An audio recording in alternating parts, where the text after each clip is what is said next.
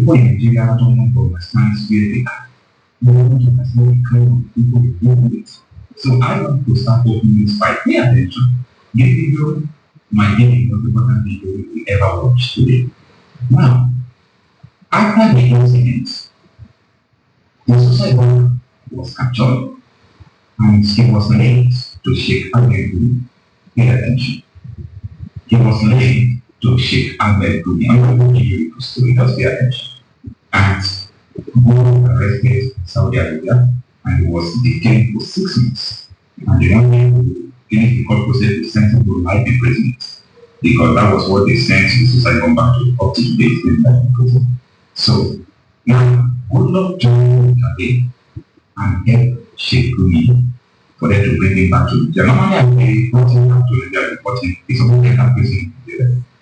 He did not do that. And that was what Obama's government is part of the team that I will be Jonathan polluting the forest. Pay attention, because I'm going to tell you so many things that you never think of it. Now, this man you are seeing on the screen, Omar Farouk Abdul Mutahab. Omar Farouk Abdul Mutahab. At this moment, he is at Ajinigbe. Ṣé iná tí wàá rí i pé Gúnmi kò kí ń ṣe èèyàn dáadáa láti bẹ̀rẹ̀ pẹ̀pẹ̀? Amẹ́ríkà ti yarí o. Wọ́n ní táwọn bá dáríjì gbogbo àwọn tó kù, àwọn ò ní dáríjì Gúnmi. President Trump ó tutọ́ sókè ó fojú gbà. Ó ní láyé kó má bóun sọ, torí pé Gúnmi ti ń rán àwọn èèyàn láti lọ máa sunkún, láti máa bá a bẹ President Donald Trump. Trump yarí o. Ó ní Gúnmi òòyẹ̀ lọ gbọ́dọ̀ gbé wá fún òun láìpẹ́ yìí. Ó náà ò tí ì tiẹ̀ rò pé but ká má ó possible kọ́sẹ̀ tó parí kẹgbọ́n pọ́n ti gbé Gúnmi lọ sí Amẹ́ríkà. Ìbí mo sọ bẹ́ẹ̀ fún yín, intelligent ló dé bẹ́ẹ̀. Ṣèlè evidence tí mo play fún yín sìn, ọmọ Yorùbá ẹ má jà máa tanra wa. The world is, we are now in a global world. Ayé tó jẹ́ pé o ò lè farapamọ́ sẹ́ni wíyẹ̀. Kábíyèsí Elédùmarè. Àṣé àdàlúrú aṣọ àdólówó mọ́ra dúgbàmù. Àṣé ìwé èèyàn bẹ́ẹ̀ ni Gúnmi. Allegedly gbogbo ilẹ̀ gbọ́ nǹkan tí mo play fún yín nísìnyí. Ohun òkó sálẹ̀ ń gbọ́ yẹn, ẹ̀yin tẹ́ bá mọ̀ dáadáa ẹ̀mẹ́ tó ń jókòó sálẹ̀ lórí YouTube. Ṣé ipa ti finá sórí òrùlé sùn? Now fẹ́yìn tẹ́ bá gbọ́ nǹkan tí wọ́n sọ nínú ọ́díò rẹ̀ dáadáa, màá upload ẹ̀ sí Facebook mi tàbí kí n ṣe fans page mi kọ́ lọ jẹ́ kí n rántí. Màá fi líǹkì fans page mi ọlájẹ rántí, màá fi sí comment section fídíò yìí, màá pin ẹ̀ mọ́ bẹ́ẹ̀. Ẹ click kẹ̀kẹ́ máa join. Ibẹ̀ ni màá máa send gbogbo àwọn nǹkan tábà lè ṣòfin lórí social media tàbí tábà lè play. Ibẹ̀ láti máa fún yín, ibi ibẹ̀ lẹ́ ti máa yọ automatically. Ọmọ Yorùbá, ọwọ́ ti bá Gúnmi. Àṣé ọ̀daràn ayé àtọ̀run ni Gúnmi. Allegedly gbogbo ilẹ̀ gbọ́ nǹkan tí investigative journalist yìí sọ. Ó ní àwọn ará Nàìjíríà ọ̀rọ̀ wa máa ń pa òun lẹ́rìn-ín. Àkọ́mù anybody àfi ṣe leader, àkọ́mù anybody a máa gbọ̀n tẹ̀lé bí múgù. Ó ní ṣé Gúnmi sọ fún yín pé mùsùlùmí lòun ni, àbí ṣé Gúnmi sọ fún yín pé Ọlọ́run lòun? Mọ̀kàn tí Gúnmi ṣe fún Amẹ́ríkà ni lẹ́ni ẹ fi tú àṣírí Gúnmi. Ìdí tí wọ́n fi major reason tí wọ́n fi lé Gúnmi kúrò ní Saudi Arabia, mo máa sọ fún yín sísìn. Lóòótọ́ petition táwọn bàbá wa kọ àtàwọn àgbààgbà kọ̀ọ̀kan tí wọ́n ti raise ó pẹ̀lú, but the major reason tí wọ́n ṣe deport Gúnmi lẹ́sẹ̀kẹsẹ̀, ṣé mo kí mo sọ̀rọ̀ kọ́ńdọ̀ yẹn, mo ní ìjọba Saudi sọ pé ó jẹ́ káwọn múlẹ̀ ni pé but kò wá individually, ìjọba ló mú wá sí Saudi. Ìdí tí àwọn ṣe fílẹ̀ nìyẹn. Ǹjẹ́ mo tí Gúnmi ṣe? Now ṣé gbogbo ilẹ̀ wọn ti 9/11 2001 a day that the whole of America will never forget. Káwọn tí guys kan tí wọ́n wọnú tó hijack aeroplane tó ti so àdóló mọ́ra so gbogbo ẹ̀ mọ́ra tó lè hijack plane. Ọmọ Yorùbá ọ̀rọ̀ lọ́wọ́ ń dùn lẹ́nu mi, ẹ jẹ́ kí play ẹ̀ kó tó wá di pé àbọ̀ sí agbami ètò, ẹ jẹ́ ká farabalẹ̀ gbọ́ nǹkan tí ká farabalẹ̀ mọ èèyàn tí Gúnmi jẹ́. Nígbà tí wọ́n mú àwọn bọ̀bọ̀ tó di àdóló mọ́ra ẹ̀, wọ́n padà track nǹkan fi rí pé wọ́n ní líǹkì pẹ̀lú Gúnmi. According to this investigative journalist, màá dárúkọ orúkọ ẹ̀ fúlì tí bá parí program. Ó nígbà tí wọ́n tírèsì ẹni tó tírèsì ọmọ yẹn, ọmọ ọdún mélòó ní ọmọ kékeré ni.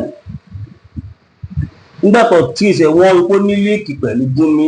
Lẹ́sẹ̀kẹsẹ̀ àwọn American FBI, Interpol nǹkankan, DEA, Delta Force, àwọn Special American Squad tó jẹ́ pé anything that has to do with intelligence and surveillance, ọ̀dàgùn sí Saudi Arabia straight. Wọ́n pick up Gúnmi lábẹ́ òfin Saudi. Ìwọ tó bá mú ẹ tó wà guilty of terrorism, ọ máa sẹ́ńtẹ̀ sẹ́wọ̀n gbére ni. Now kí ló wá fà á tí wọ́n fi rán Gúnmi lẹ́wọ̀n gbére? Lára tó fà lélẹ̀ tí ò fi lò kọjá oṣù 6. Ọ̀nà àwọn bàbá wọn, àwọn kàbá wọn bá bẹ̀bẹ̀, wọ́n sí gbogbo ẹ̀, wọ́n ní kó wá ṣẹ̀wọ̀n ẹ̀ tó kù Nàìjíríà. Ìyẹn àwọn Fúlàní kàbá olórí burúkú tẹ̀ ń rí. Ìdí nìyẹn tí Gúnmi tọkàn ẹ̀ ṣe balẹ̀. tó ṣé mi sọ fún yín, mo ní gbogbo àwọn Fúlàní tẹ̀ ń rí gbogbo wọn lọ ní backup, gbogbo wọn lọ ní onílù tó ń lùlù fún wọn lábẹ́ omi. Kò ń ṣàwọn gbọ̀ngbọ̀n ló ń bá Nàìjíríà jà. Èmi dẹ̀ máa ń sọ, ẹni tó bá bí aláìyá ìdá nínú yín, ẹ jáde kẹ́ sọ̀rọ̀ straight. Tábà ní gbá sí fún yín, ẹ ní sórí yìí online náà láti máa gbá sí fún yín. Nǹkan tí ẹ ò gbọ́ rí, ọ̀rọ̀ tí kún gbọ́ tí ẹ fi di etí yẹn á di ọkọ yóò ní balẹ̀. Can you imagine? Mo ṣàwò pé ṣé petition yẹn nìkan náà ní ṣá. Àṣé Amẹ́ríkà ti mọ Gúnmi sí terror for a long time. Àwọn ọmọ Nàìjíríà la ò mọ̀. Àwọn ọmọ Yorùbá la mọ̀ tá à ń pariwo, tá à ń jẹra wá ń yà. Àwọn là ń jẹra wá ń yà. Wọ́n wá ń dúró dìgbà tí agbára máa dọ́wọ́ àwọn láti ìgbà tí wọ́n ti fún Gúnmi, torí kò lò kọjá oṣù 6, kò lò more than 6 months tó fi tú sílẹ̀. Nígbà táwọn olórí burúkú kàbáyé tí wọ́n jẹ́ Islamist, nígbà tí wọ́n gbé Gúnmi tó gbé wá sí Nàìjíríà, àìdá Ọbásanjọ́ àbẹ́lẹ̀ kan ló wà lórí oyè ìgbà yẹn. Ǹjẹ́ ó ṣẹ̀wọ̀n? Kò ṣẹ̀wọ̀n. Láti ìgbà tí Amẹ́ríkà ti wá notice pé kò ṣẹ̀wọ̀n, láti ìgbà yẹn ni wọ́n ti ń wọ̀ ṣe ẹ̀. Ṣẹ̀wọ̀n pa Amẹ́ríkà, kámẹ́ríkà bá fẹ́ múyàn ní 2050, a ti máa ṣe ẹnìyẹn bọ̀ láti 2020. Bí wípé ẹnìyẹn gan arí báyìí kò ní mọ̀ kò ṣọ́ òun ni. America is too powerful. God bless America. God bless President Donald Trump. God bless Mike Arnold.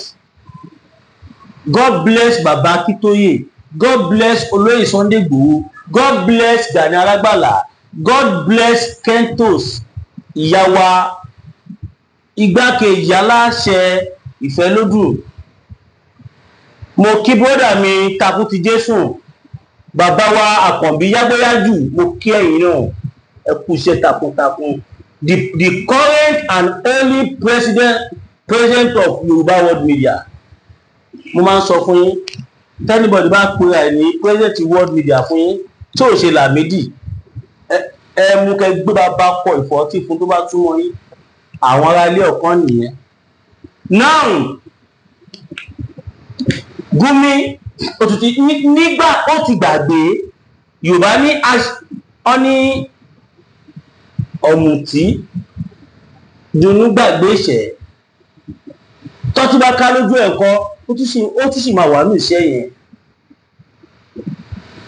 Gúnmi tó yẹ kó ọ̀rá dákẹ́ kó máa wò, ìwọ tó mọ̀ pé wọ́n ń wá ẹ, ìwọ tó mọ̀ wípé o kì í ṣe èèyàn dáadáa, àdàlúrú ni ẹ́, just like nǹkan tó ṣe Nàìjíríà ń sìn.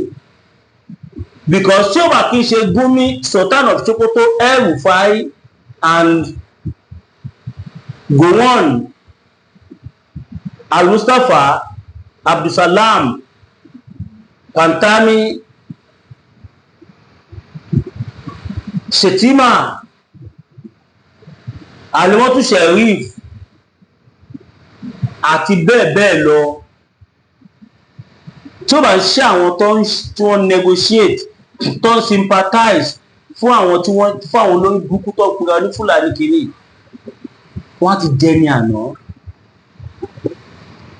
Ẹ̀rí Sultan of Sokoto ni tó jáde tó ní ẹni tó bá ń bá terrorist, tó bá bá Fúlàní terrorist jà, Ọlọ́run ló ń bá jà. Ṣèbí kan nu ọlọ́run ló tún jáde tó sọ tó ní pẹ́pẹ́sẹ́ o, activist àwọn ni Fúlàní ajínigbé apààyàn, àwọn ajìjàgbara àwọn ni, àwọn wọ́rí àwọn ni. Mo sọ fún yín, mo ní kò sí nǹkan tí a lè ṣe lẹ́yìn kó ní kálukú máa bá tiẹ̀ lọ. Ọmọ Yorùbá, ẹ jẹ́ ká bẹ̀rẹ̀ sí ní kọ sí comment section wípé Amẹ́ríkà ní láti bring Gúnmi to justice. Amẹ́ríkà ní láti arrest Gúnmi láti justify ẹ̀ nìkan tó bá tọ́ sí. Ẹ̀yin náà wò, kéèyàn wà láwùjọ àwọn èèyàn gidi kó dẹ̀ lanu kó bá sọ wípé àwọn tó ń jíyàn gbé o, wọ́n sì bẹ́tà ju àwọn Biafra lọ, fáwọn Biafra ń pààyàn wọ́n ti wọ́n jà. Ṣé àwọn Fúlàní terrorist ṣé wọ́n bá àwọn èèyàn ṣeré ni? Ó ní ẹ̀wọ̀n pa, a lè máa fi wọ́n wé Biafra, a lè máa fi wọ́n wé àwọn IPOB, pé àwọn IPOB ń pààyàn ni, pé àwọn Fúlàní o wọn ò pààyàn, àwọn yẹn ń jíyàn gbé láti lè lówó lọ́wọ́ ni, pé ibi ló ń pa wọ́n, wọn ò kàwé, wọn ò ṣe kankan, wọn ò mọ̀ ṣàìdá, wọn ò mọ̀ pé kan táwọn ń ṣe ò dáa. So Nàìjíríà ló máa jẹ́ kó mú àbí? Nígbà tó ti fẹ́ balẹ̀ jẹ́, tó ti fẹ́ bọ̀nà jẹ́ tán, wọn ò kàwé ni wọ́n dẹ̀ sọ fún àwọn aráàlú pé wọ́n bẹ̀rẹ̀ sí ní san tax every month. Gúnmi ní àwọn tó ń pa wá ignorant ni wọ́n dẹ̀ pa wá tán, wọ́n dẹ̀ tún escape, ignorant dẹ̀ ni wọ́n. Látìgbà tí wọ́n ti ń pa àwọn èèyàn, wọn wọlé Gúnmi kó pàyàwó àbọ̀mọ ẹ̀ kó wá sọ fún wa pé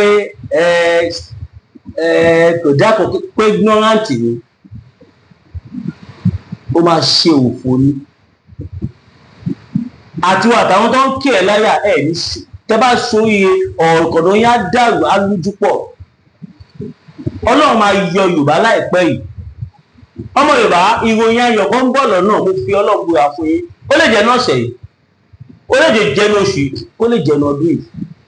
Ìròyìn ayọ̀ kan ń bọ̀. President Donald Trump wọ́n ti ránṣẹ́ sí wa. Ẹ̀kẹ́ máa gbọ́ ẹ̀ nínú next video, because lẹ́yìn yẹn òmìnira ti dé. Kódà as a matter of fact, mo fi Ọlọ́run búra fún fídíò yẹn ti wà lẹ̀, kókò sẹ́ẹ̀tì kíkọ̀ sọ́lẹ̀ ni. Ọmọ Yorùbá, ẹ bá wa pín fídíò yìí, ẹ jẹ́ kí gbogbo àgbáyé mọ̀ pé àwọn Fúlàní kàbá yìí, they are all terrorists. Ẹ̀kọ́ tí ń fojú mímu hàn náà, Sultan Sokoto kó lanu lágbárí ẹ̀ kó bá sọ pé àwọn àtàwà social media pé wọ́n tá ń create awareness àwa ni terrorist, ṣùgbọ́n àwọn tó ń kó sódì wọn ń ṣe terrorist. Ṣèbí state ẹ̀ lamẹ́ríkà òun ní kókè, kílé tí Amẹ́ríkà ò fi dùn àdó lóró sí Ogun state, kílé tí wọ́n jù sí Ọ̀yọ́ state, kílé tí wọ́n jù sọ́ṣun, kílé tí wọ́n jù sí Èkìtì tó súnmọ́ north, kílé tí wọ́n jù sí Oǹdó, wọ́n ṣe jù sílẹ̀ Ìgbò tó wá jẹ́ pé ilẹ̀. Oh my goodness, Donald Trump, we are with you, Your Excellency President Donald Trump, the distinguished President of the United States of America. God bless you, Mr. Donald Trump. We love what you are doing. Ọmọ Yorùbá, ẹja bẹ̀rẹ̀ sí ní ṣàdúrà fún Donald Trump ẹjẹ́ bẹ̀rẹ̀ sí ní ṣàdúrà fún ní comment section. Now orílẹ̀-èdè Amẹ́ríkà ti sọ̀rọ̀, wọ́n ní àwọn nídìí Gúnmi, àwọn fẹ́ interrogate ẹ̀ lórí nǹkan tó ṣẹlẹ̀ ní 9/12/2001 no 9/11 which is November 9 no yes I think it be November 9 2001. Ó ní àwọn ìbéèrè tó máa dá wọn lóhùn, ó ní àwọn ọ̀rọ̀ kan tó fẹ́ bá sọ kó tó wá di pé àwọn aníkọlọbí akọlọbí bá ẹ̀ wọ́n. Ìdí nìyẹn tó fi sọ wípé they have to bring him live because allegedly he caused a day that no America will forget all forever and ever. Ó create date tí ọmọ Amẹ́ríkà ọkàn ò ní gbàgbé títí láéláé, tí bá yín jó lórí omi ẹni lọ kó ẹ̀rí ẹ̀wà. Wọ́n ní nítorí ẹ̀ làwọn ṣe lọ create device kan all over the world, kò síbi tó bá ti ní missiles táwọn ò ní rí notification ẹ̀. Ọmọ America is too much. Wọ́n náà ní àwọn devices kan nísìnyí tó yẹ pé anywhere in the world tó bá fẹ́ yin bomb tàbí fẹ́ yin anything àwọn máa mú ni. Tó bá dàbí rọ́, ó ní fídíò kan náà tó prove ẹ̀ tí mo ní lọ́wọ́, màá send sí fans page mi náà. Now screening group máa kọ́ pé sítábàtì wá sùn yín tán tari pé ẹ confam ọmọlúàbí ọmọ Yorùbá, then I add this to the major platform. Now ẹ wo tí àwọn Amẹ́ríkà sọ pé àwọn ní nísìn, ó dàbí audio device tí mo sọ̀rọ̀ ẹgbà yẹn ni. Anywhere tó bá fi lè ní àdó lóró tàbí tó bá yẹn ètì sọ pé ó ti lọ. Now wọ́n pe ọ̀bọ̀ kan ní Kim Jong àbí nǹkan kan tó jẹ́ president ìlú ẹ̀ North Korea. Tẹ́lẹ̀ mọ̀ pé àwọn family ẹ̀ nìkan ni wọ́n jẹ president ìlú yẹn, tó tí kan bá kú wọ́n tún fìmí sí ìlú ẹ̀ ló ń pè ní North Korea, tí ọ̀pọ̀lọpọ̀ àwọn èèyàn ń bẹ̀rù láti lọ sí ìlú yẹn torí ìlú yẹn tí wọ́n bá wà ìlú yẹn ó dàbí ìgbà tí wọ́n bá wà ní maximum prison ni. O ò lórí ọ̀fẹ́ àti jáde síta mọ́, o ò lórí ọ̀fẹ́ àti fly out of the country, o ò lórí ọ̀fẹ́ àti lo fóònù tó bá ń wọ̀n ẹ̀, o ò lórí ọ̀fẹ́ àti wo any western website tàbí western application, o ò gbọ́dọ̀ gbórin Wizkid, o ò gbọ́dọ̀ gbórin David, o ò gbọ́dọ̀ gbórin any other music yàtọ̀ sí àwọn orin bíi mẹ́ta mẹ́rin kan tí wọ́n yà sọ́tọ̀ fún gbogbo ọmọ North Korea tí wọ́n lè máa wò tó jẹ́ orin Korea. Tí wọ́n bá ń gbé lẹ́wọ̀n gan ó sàn ju North Korea lọ. President alẹ́ ń sọ̀rọ̀ ẹ̀ ó burú bí àpáàrà. Àgbàṣegbọ́ òkè allegedly wọ́n náà níyàn jẹ́ ọ̀kan wájú ẹ̀ allegedly. Ó wá fọ́run, ó ń fọ́ ká, ó ń ṣe gbogbo ẹ̀, ó ń halẹ̀ mọ́ Trump, ó ń ṣe gbá, ó ń ṣàwo. Ìjẹ́mọ́ tí Trump sọ̀rọ̀. Trump yẹn ya wèrè gan o, Trump yẹn ya wèrè gan gidi ni o. Nígbà tó kọ́kọ́ wá ní ìgbà tó kọ́kọ́ wá fọ́ sún àyẹn ni o, ó ṣe tó wá sí yìí o. Kẹ́ lè mọ̀ pé Trump ti ní ṣókò tipẹ́tipẹ́. Now bóyá ń tẹ́tí pé òun ní about 300 missiles tó wà on standby pé ẹyọ kan bẹ̀ ó lè sọgbà Amẹ́ríkà dé. Trump ní tó bẹ́ẹ̀ ni lóòótọ́ àkóyìn ó ní òun kò jẹ́ kí Trump bá mọ̀ ní pé Trump lè kọ́kọ́ ló lágbára fáwọn tó ya òrì jù ẹ lọ́wọ́ ìwé oríṣi ó ṣàpọ̀ bẹ́ẹ̀ ló pọ̀ra ẹ̀ ló tó gbogbo ẹ̀. Ó ní tí Trump bá tó bẹ́ẹ̀ kó wá sí bọ́dà òun débi tó máa wọnú North Korea. Ẹ dẹ̀ mọ̀ pé Trump ò fẹ́ gbọ́ nǹkan bẹ́ẹ̀ yẹn, kò máa sọ fún Trump pé kò ní gbọ́ o. The only person tó lè convince Trump òun ni Senator Arnold. Mo pè ní senator tó represent tó wà ní USA the position Senate president ni ó súnmọ́ Donald Trump gan Ọlọ́run ló mọ tó dáhùn pọ̀, òun nìkan ó lè bá sọ̀rọ̀ tó máa listen. Elon Musk gan lè bá sọ̀rọ̀ kó gbọ́. Kódà gan ìjà tó ṣẹlẹ̀ láàrin Elon Musk àti agbọ́pá náà ni wọ́n ní kí ni tó má bàa.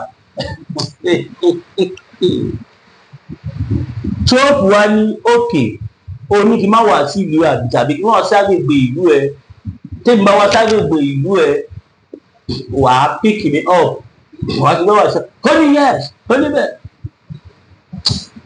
Trump yẹn lẹ́yìn kó máa pè ní talk and do. Ó láyà bí race Sunday Igboho ṣá. Trump láyà bí Igboho ni. Igboho kí n gbà pé ewu kan àbí kíní kan gẹ̀dẹ̀ kan wà lọ́nà. Olóyè Sunday Igboho máa sọ fún ẹ pé ẹ má máa bẹ̀rù ibi tó bá ti ṣẹ́rù, tó bá ti lè sọ statement yẹn àyà everybody ti gbé kókó bí òkúta. Wọ́n tó bẹ́ẹ̀. Now ìgbà tó máa di ọjọ́ ń sọ̀rọ̀ lórí fóònù ní bóyá bíi ká sọ pé ọwọ́ aago 4 ọ̀sán ṣáago 4 àbí aago 3 wọ́n ṣẹ̀jẹ̀ ká mọ̀ pé ọ̀sán ni. Nígbà tó máa di ìdájíjọ́ kejì Trump bá láǹdì sí North Korea. Ọ̀rọ̀ burúkú tó ń tẹ̀ kó ti wá ó kọ́ ní ẹ̀yìn escort ó yẹ níṣó kẹ́kàlẹ̀ escort yẹ wọlé káàkiri pẹ̀lẹ́ wọ́n sáré wá àwọn tó máa fẹ́ràn fúláwà ẹ̀ gbogbo ayé wà wọ́n pé ṣe bẹ́ẹ̀ tó lóhun tó bá mú Trump rè ó ṣe wá sí báyìí ó ń bẹ̀bẹ̀ rẹ̀ ló dọ̀bálẹ̀ tó fídíò ẹ̀ wà sí ẹ̀rí nípa ọkùnrin tó bẹ̀rẹ̀ sí ní bẹ̀bẹ̀ Amẹ́ríkà ló fi ṣe é báyìí. Ó bẹ̀rẹ̀ sí ní bẹ̀bẹ̀ Trump náà mọ́kùnrin tó ṣe ń kàṣí kúùsì ní pé because ẹni tó bá náà ń fẹ́ gbé gẹ̀ẹ́sì Amẹ́ríkà ọ̀rẹ́ ni lẹ́sẹ̀kẹsẹ̀ aṣáájú dàbí ajá tó gbọ́ pé ìyọlọ́dẹ aṣọ nínú ayé kí lè bí ṣeré.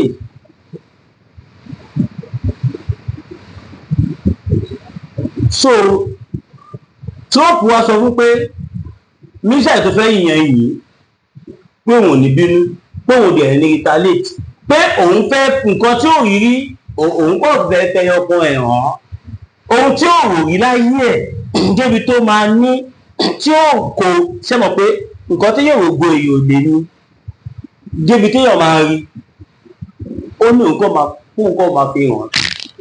Ó wá ní pé òun lè tó bá ti ṣe bẹ́ẹ̀ pé òun ti kọ́ fọwọ́ kíníkan Trump ní òun ni president America. Now ó yẹ media rìkọ́ọ̀dù ọ̀rọ̀ tí mò ń sọ yìí èmi ni mo ní kó ju mísàs America pé mo ní kò ní ju pé ní omi ló ti máa lọ land. Wọ́n bá rí kó bá pé èsì títọ́ ti rìkọ́ọ̀dù ẹ̀ kó o ti mọ̀ pé ó serious ni ìyẹn ní wọ́n kọ́ ìyẹn ní ṣé mi ní ẹsẹ̀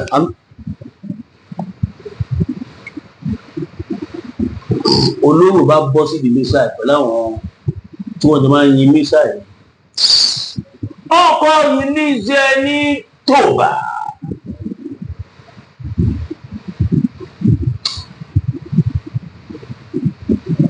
Ó kún bóyá bíi 200 miles. Ṣé 200 ní àbí 20 miles ní ìtẹ̀ mọ́? I think it's 20 miles, 20 miles or so. Ní kìíní yẹn dé iron dome tí Israel lò ìyẹn tún kọ́ṣẹ́ ní iron dome Amẹ́ríkà kọ́ dìde ló kọ̀ lọ́wọ́ mi báyìí ó dẹ̀ sọ sínú odò. Amẹ́ríkà Donald Trump ò sí ní Amẹ́ríkà ó gbé fóònù dání ni ó dẹ̀ and it's making things to happen ìlú ẹ̀ president ẹ̀ dọ̀dẹ̀ ni ó ní kí ni yóò ti kò ṣe air defence ló mú náà because tí air defence bá máa mú ó gbọ́dọ̀ kó wọnú airspace wọn náà kò tiẹ̀ tí lálàá kó máa débi tí kẹ̀bọ́n tó pè ní 20 miles 1 miles lásán ẹ lè rí ní bí i 10 hours ó depend bó ṣe yín báyìí yá sí máìlì kan rárá ṣe yín 40 to 1 hour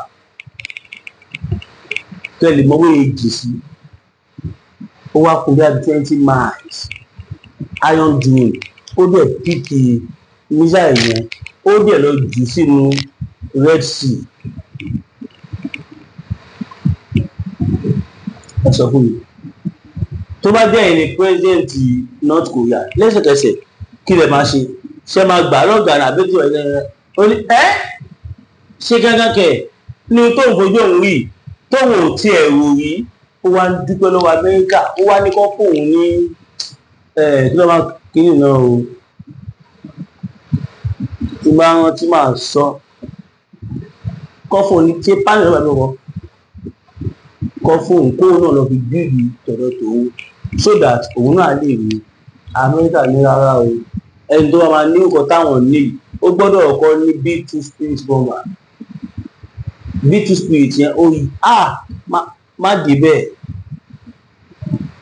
ẹ má tiẹ̀ já mẹ́nu lọ bẹ̀ rárá òun ní Amẹ́ríkà rí finish ayé Iran ṣé Iran àbàbí Iraq àìkàtìkì sí Iran tó ń bá Israel jà tí gbogbo àwọn China nǹkan kan wọn tó kárí dá mísà ìjọ fún Iran tó bẹ̀rẹ̀ sí ní bá fàyà sí Israel.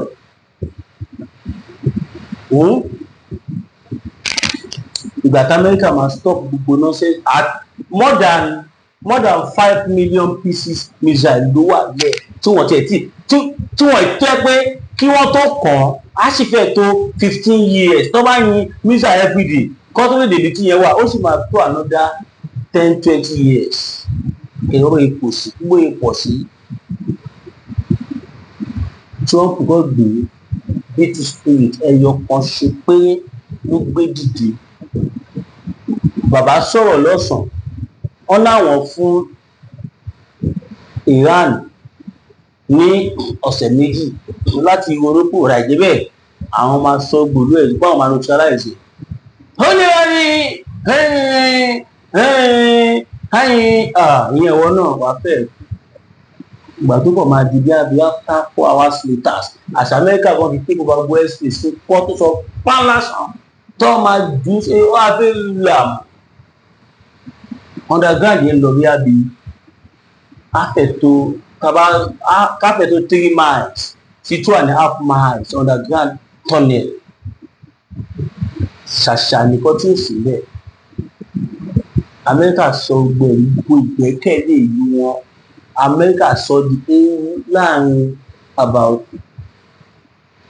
less than 5 minutes sọ di àti bàkọ́jẹ́ òní àti tó ṣe gangan nílé náà nǹkan tó bọ́ sí pele last one ẹ má gbàgbé o freedom for Chief Sunday Igboho freedom for Baba Akintoye freedom for Yorùbá nation we want to regain our freedom also freedom for Masbi TV